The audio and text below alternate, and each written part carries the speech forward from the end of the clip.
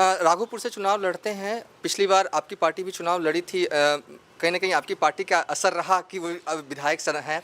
इस बार क्या वो सीट एनडीए के तहत आप लेंगे और एक चैलेंज खुले तौर पर तेजस्वी यादव सदन ना पहुंचे, इसके लिए कोई रणनीति तैयार? सबसे बड़ी पार्टी और इंक्लूडिंग नेता प्रतिपक्ष की सीट उतनी आसान नहीं होती अगर परिस्थितियां 2020 की अलग नहीं होती और बटा हुआ उसके बाद इस बार बिहार विधानसभा में भी उतनी ही आसानी से मुझे लगता है एनडीए के बीच हम पांचों दलों के बीच में सीटों का बंटवारा भी होगा, सीटों का चयन भी होगा। पर हाँ, महागठबंधन में इस बार मुझे नहीं लगता कि जिस स्वरूप में महागठबंधन है उसी स्वरूप में इस बार चुनाव लड़ेगा।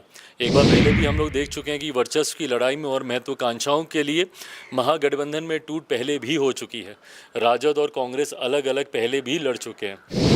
नमस्कार, मैं हूं देवांशु, आप देख रहे हैं न्यूज़ फॉर नेशन। इस वक्त हमारे साथ बात करने के लिए चिराग पासवान है। चिराग जी, होली पर आपका क्या मैसेज रहेगा पूरे देश के लिए और बिहार के लिए, ये बताइए।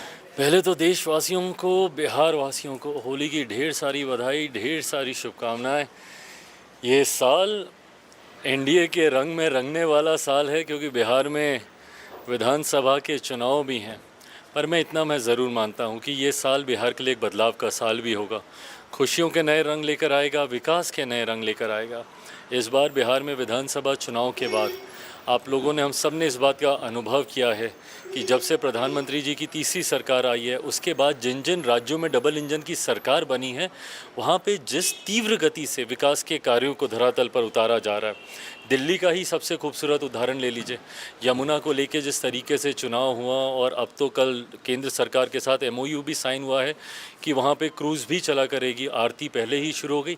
हरियाणा हो, महाराष्ट्र हो, ये तमाम राज्यों में विकास एक तीव्र गति से आगे और धरातल पर उतारने का केंद्र सरकार के माध्यम से प्रयास किया जा रहा है। मैं मानता हूँ कि बिहार विधानसभा चुनाव के बाद जब एक बार फिर से बिहार में एनडीए की सरकार बनेगी तो इस बार बिहार एक नए स्वरूप का बदलाव देखेगा। विकसित बिहार की ओर हम लोग अग्रसर होंगे और जिसकी शुरुआत रंग खेल कर आज हम लोगों ने शुरू कर दी है।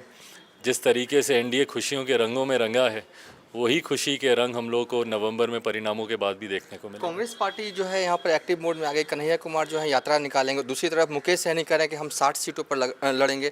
क्या लग रहा है कि सीट शेयरिंग को लेकर एक संग्राम की स्थिति में आ चुका है महागठबंधन और आप लोग बहुत बढ़िया से कर लेंगे? होता क्या ना कि जब आप दूसरे पे उंगली उठाते रहते हैं तो कहीं ना कहीं वो सारी बातें आप ही पर आ जाती हैं। कर्मा इसी को ही बोलते हैं। अभी तक हम लोगों के ऊपर ही ये कहा जाता था कि कैसे शीट शेयरिंग होगी, कैसे इन लोगों के बीच में सहमति ही नहीं बनेगी। लोकसभा तक कितने उससे हम लोग को इन सारी बातों के बारे में सुनाया जाता था, कहा जाता था। आपने देखा कि लोकसभा में भी कितने एमिकेबली ना सिर्फ सीटों का बंटवारा हुआ बल्कि सीटों का चयन तक हो गया।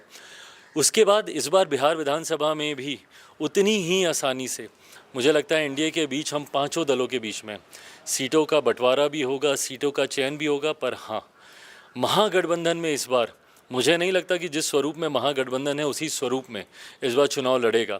एक बार पहले भी हम लोग देख चुके हैं कि वर्चस्व की लड़ाई में और महत्वाकांक्षाओं के लिए महागठबंधन में टूट पहले भी हो चुकी है। राजद और कांग्रेस अलग अलग पहले भी लड़ चुके हैं। उस वक्त मेरे नेता, मेरे पिता आदरणीय रामविलास पासवान जी भी उस गठबंधन का हिस्सा थे।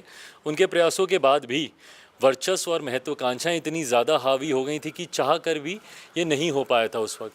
अभी भी परिस्थिति कुछ उसी तरीके से ही दिखाई दे रही है।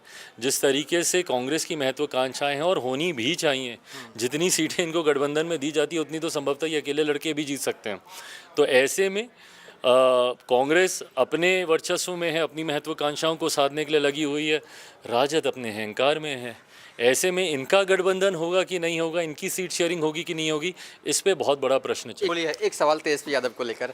राघोपुर से चुनाव लड़ते हैं। पिछली बार आपकी पार्टी भी चुनाव लड़ी थी। कहीं ना कहीं आपकी पार्टी का असर रहा कि वो विधायक सदन है। इस बार क्या वो सीट एनडीए के तहत आप लेंगे और एक चैलेंज खुले तौर पर तेजस्वी यादव सदन ना पहुँचे, इसके लिए कोई रणनीति तैयार? देखिए, नेता प्रतिपक्ष हैं, स्वाभाविक है कि उनको लेकर भी एनडीए एक रणनीति के तहत ही उतरेगा।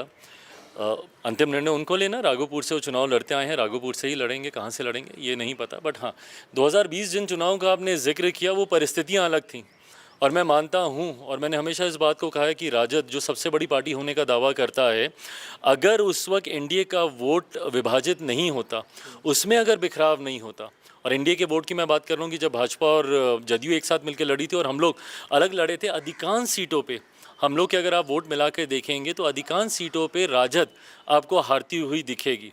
तो सबसे बड़ी पार्टी और इंक्लूडिंग नेता प्रतिपक्ष की सीट उतनी आसान नहीं होती अगर परिस्थितियां 2020 की अलग नहीं होती और बटा हुआ एनडीए नहीं होता। बट इस बार ना सिर्फ एनडीए एकजुट है बल्कि और मजबूत है। 5-5 दलों के गठबंधन के साथ हम लोग रण में उतर रहे हैं। मैं किसी व्यक्ति विशेष का मैं जिक्र नहीं करूंगा, बट राजद के लिए इस बार संख्या पाना बहुत कठिन होने वाला है, पूरे विपक्ष के लिए बहुत कठिन होने वाला है। अब 225 से ज़्यादा सीटें तो एनडीए मान के चल रहा है, हम लोग मान के चल रहे हैं कि हम लोग जीतेंगे। तो उस वक्त उधर फिर बची कितनी? 243 में से हरवा दी थी पिछली बार।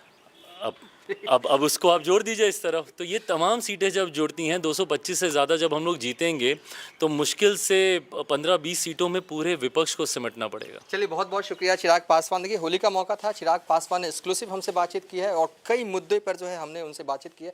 इस वीडियो को यहीं पर वाइंड अप कर रहे हैं।